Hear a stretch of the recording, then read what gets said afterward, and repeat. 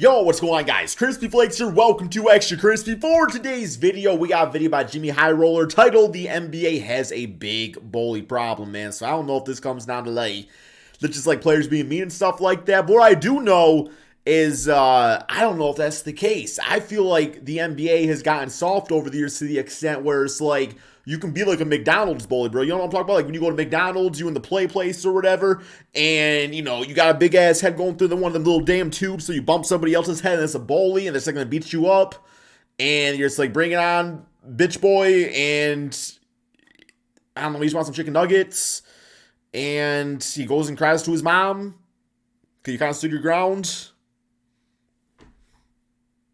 Damn, bro. Year 4 was rough.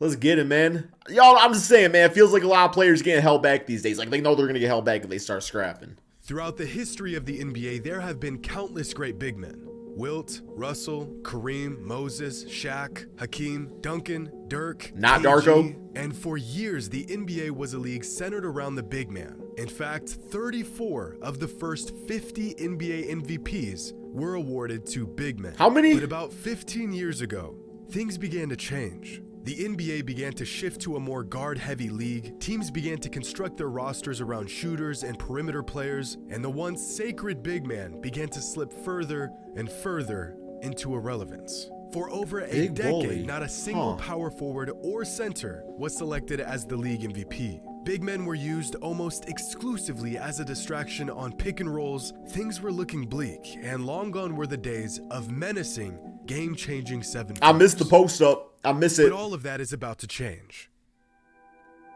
But how are they going to find an answer for this man right here? Oh my goodness. He just attacks that area. It's like centers meet point guard, man. You know what I'm saying? That's what it is. We eventually going to have a league of all 7-footers that are all multi-skill talented, man. Like Jokic would be a point guard in the year 2072. That's how it's going to be.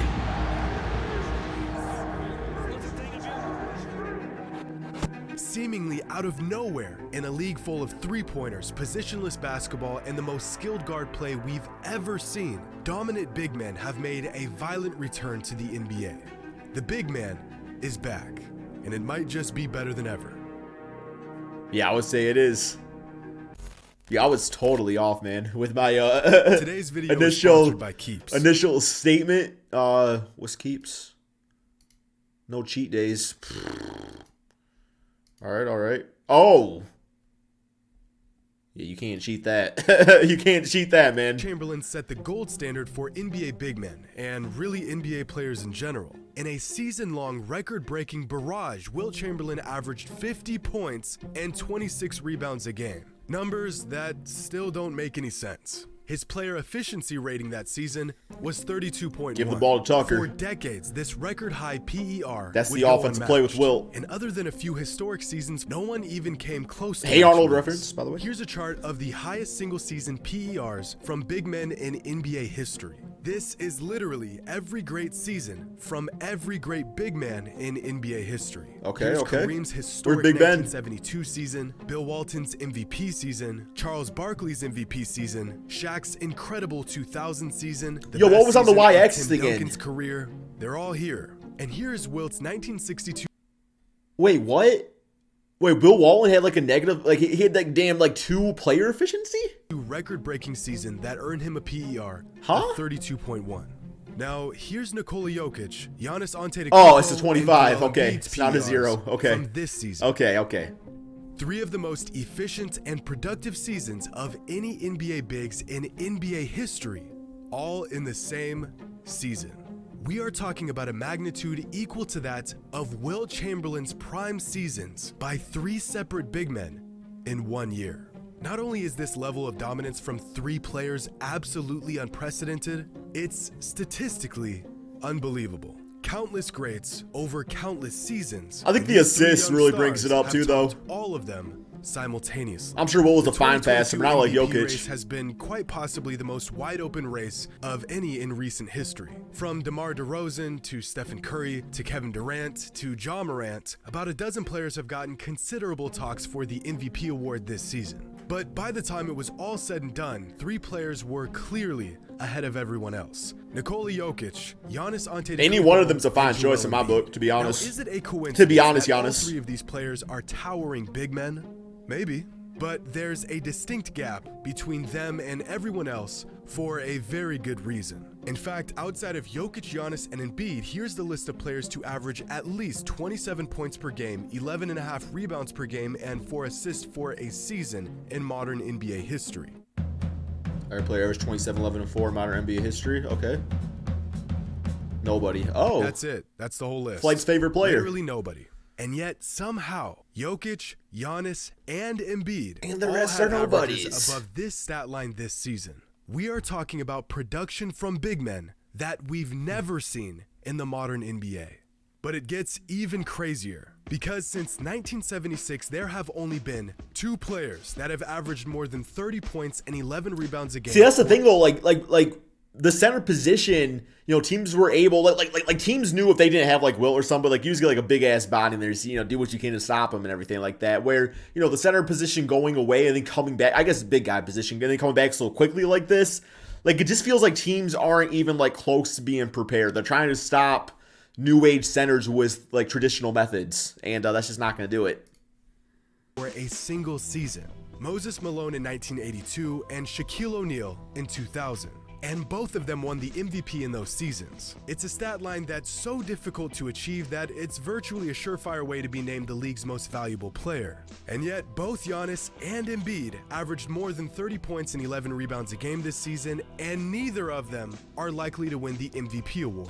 These guys are putting up prime Shaq numbers, and Yo, because what's of how Jokic putting stacked up? the league is at the moment, both of them will come up short of the MVP.